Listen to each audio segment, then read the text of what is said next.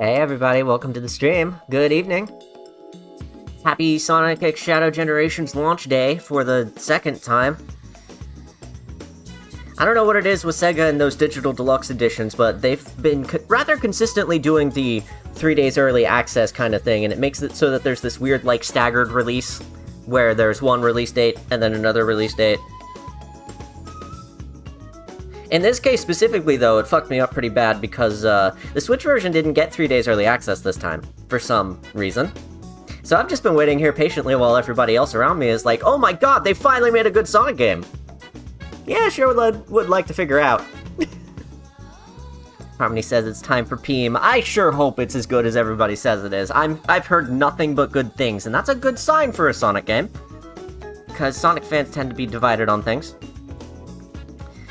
Actually, Frontiers didn't really, like, catch my interest a whole lot. I played Sonic levels for, like, new and exciting level designs and things, and Frontiers has, you know, primarily recycled level designs in its cyberspace stages. And so I just sort of figured, like, I'll play it eventually. It wasn't, like, this all-important thing for me. Shadow Generations, though? Yeah, they seem to have actually nailed the level design this time, and that's what I'm most excited about. It's essentially Bowser's Fury, but Shadow. That's even better, because I really loved Bowser's Fury, too. Mario 3D World is, of course, a really good game. Sonic Generations is, of course, a really good game, but then they tacked on this extra campaign that's, you know, a little on the shorter side, but really, really damn good. Short but sweet. I love short but sweet games. I'm gonna love replaying this over and over again. I still haven't replayed Bowser's Fury a second time, actually. I really need to get around to that one day. One problem with Frontiers is how empty the open world feels, and especially the Force 2D part. I would say I can't speak on that, but I did watch my partner play the whole thing in full. It doesn't... I don't know if I would describe it as empty in the same way as Breath of the Wild feels empty to me. And I know Breath of the Wild for most people isn't their first choice for open world games and feeling empty. For most people, they would say it's really good to them and there's stuff all around the corner everywhere. I didn't feel the same, actually. I felt like most of my time spent playing Breath of the Wild was me plodding around from point to point, hoping that there was something along the way, and there never was. But my hang-ups with Breath of the Wild aside, I felt like Frontiers at least had a little more going on to it than that.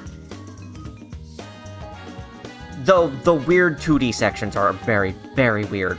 Very weird. As Red Burning Dragon is saying, running around then suddenly force 2D segments sending you back. Yeah, that's really weird. It doesn't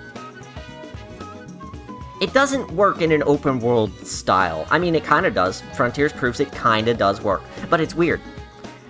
Frontiers is one of those aggressive 7 out of 10s that's like, Sonic series is full of them. They need another game or two to really refine the formula and figure out what works for it. I just hope they get that. In the meantime, though, really happy about Shadow Generations and the fact that it's returning to something that is more my speed. Something that's, you know, handcrafted levels and more of a focus on finding shortcuts and speed and that kind of thing. That's my style of Sonic game.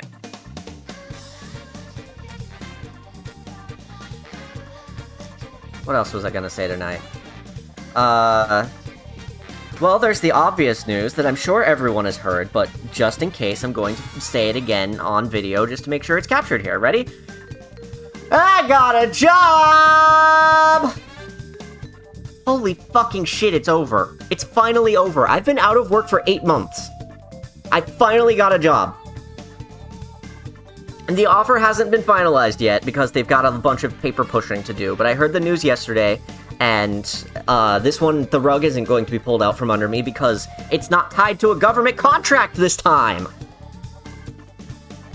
And, that means that there's no chance that the government will reject it and I just won't have a job. This work that I'm going to do is already funded. It's stuff that they've already worked on and they just need an extra person on there and they're gonna bring me on.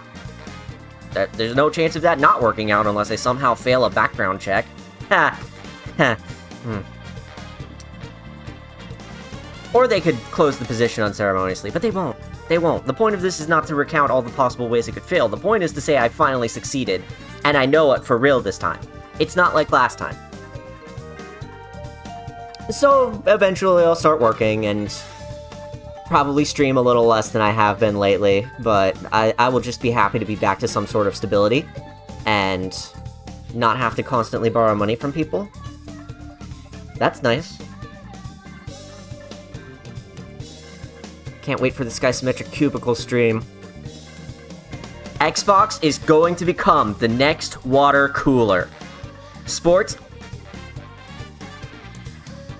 Yeah, I'm looking forward to live streaming going to work. I'm sure my bosses will be really happy about that. Stream didn't start on my end. Oop. Oh, Twitch doing a good job. Hey, Apple, welcome to the stream. Also, hey, Dunkel, welcome to the stream. And Faye. And, of course, Harmony there in the background, who I know is listening.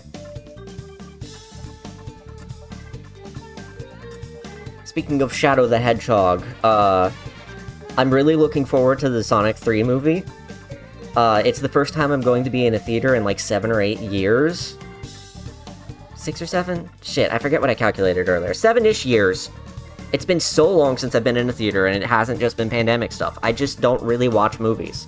This is the first time that a movie is hitting theaters that I'm thinking to myself, I need to see that. I need to see that. In my entire adult life. The rest of the time I went to the movies, it's just been, yeah, I'm going because it's fun for me, and it's fun for them, and it's whatever.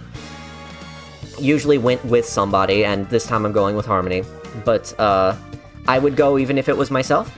I would be super interested in seeing this in theaters, and that hasn't happened to me in ages.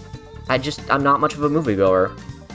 Missed out on most of the big stuff, like Avengers Endgame and shit. But I watched Star Wars Episode 7, that was nice. Question mark? No, I think the last thing I saw in theater was Incredibles 2, so it's been a long, long time. Missed which movie you said? Sonic 3? Yep, I'm going to be seeing Sonic 3 in theaters. As soon as possibly available possible. The Year of Shadow thing that they're doing isn't... Yes, it's a marketing stunt. But also... I'm glad they're leaning into it, because it's a piece of their history that's, also kind of represents the Dark Ages with, like, Shadow the Hedgehog, and Sonic 06, and the fucking... all the media and merchandise and tie-in stuff around that time being weird. And so I'm glad they're revisiting it, because it's all fucking weird. And it was all full of heart and soul. And I kind of miss that heart and soul. So I'm glad they're bringing it back. I'm gonna be spending the duration of this stream fist-fighting the final S ranks I need in Shadow Gens.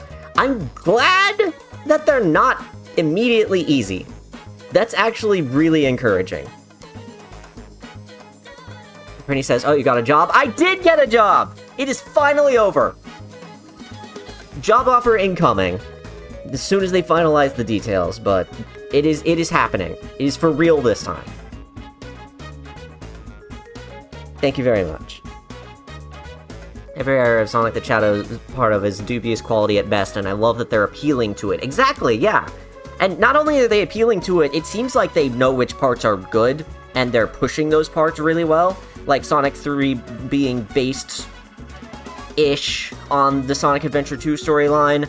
The fact that Generations pulls in from all these... Shadow Generations pulls in from all these weird and wacky set pieces and characters that the series... You know, they weren't the greatest characters, but maybe that's because they didn't have the time to really cook. I really am glad they're appealing to that, though, because that is my childhood, as rough around the edges as it actually was. I'm glad they're not afraid to come back to it. I know there was this Sega mandate on not bringing back the Black Arms or much from Shadow the Hedgehog for a long, long time. Maybe it's because they always did want to revisit it, but I always got the sense they were cagey about it because of how it was received. So it's a step of confidence for them to be coming back to it like that, you know? S ranks are somewhere between Generations Easy and Frontiers Easy, the last few are shitheads, however. I'm going to be treating that as a compliment to the game. I can't wait to see what it's like for myself. Hey, Wee, welcome to the stream, it's good to see ya. We'll be starting shortly, I just need to, slurp some water and get my mouth in motor mode so that I can actually say things out loud. Hello, welcome to the stream, one and all. I'm so happy to see you here.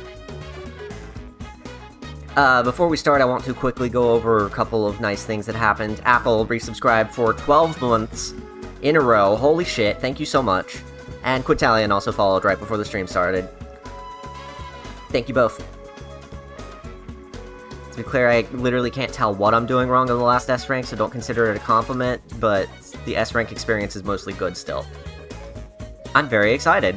S-Ranking the stages and generations was one of my favorite parts. And attempting to S-rank the stages in Unleashed projects, even though they were hard, was also one of my favorite parts. I mostly just settled for A ranks for those, though. Hey, Fidget, welcome to the stream. What is that? Amy in a car? Amy in a car. Of course, very good. Switch over the monitor, and we will play a video game on this stream. Unlike last time. Still working on getting another copy of Aragon, by the way. Adjust the display, set it back to 16:9. There we go.